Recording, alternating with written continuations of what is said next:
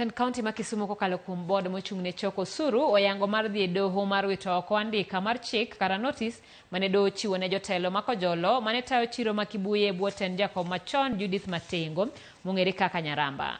Kaka achiel kuom yore mag temo nyayo kwee chirono ma bende tulo osebedo ka mienjoe kendo weyo johala kod hinyruoge mokalo.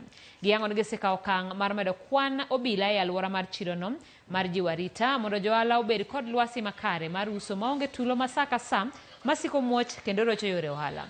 Bende gikwayo johala mondo kaber to obed kod winjruok e yor loko chirono mondo weche ohala odhi nyime kaka owinjore. Gisingo mar temo mar kar nyalogi e nyayo kwee e chiro mantiere Kisumu no. In security issues we've had in Kibuye, we are working with the security agencies and across sector within the county to actually bring this under control. You are aware that the Market Management Committee did go to court and got an order.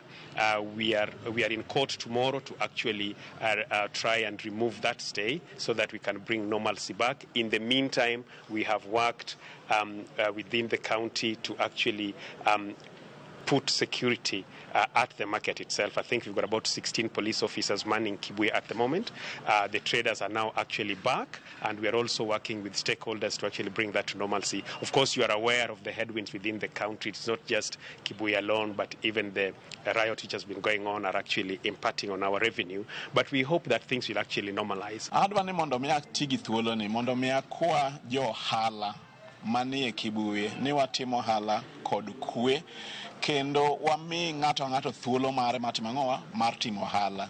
Grube ka grube matimo hala kanyo wakwani mondo mi owinjre mondo mi eka obed gi kwee manyalo miyo hala timore kendo manyalo miyo county government bedo gi thuolo maber mar chiwo kata timo gik monego bed ni gitimo kanyo mondo chiro obed maber. Wabiro timo kar mwanyalo mondo wane ni kwee onya e chiro mar Kibuye kendo wane ni johala ma Kibuye otimo hala maonge wach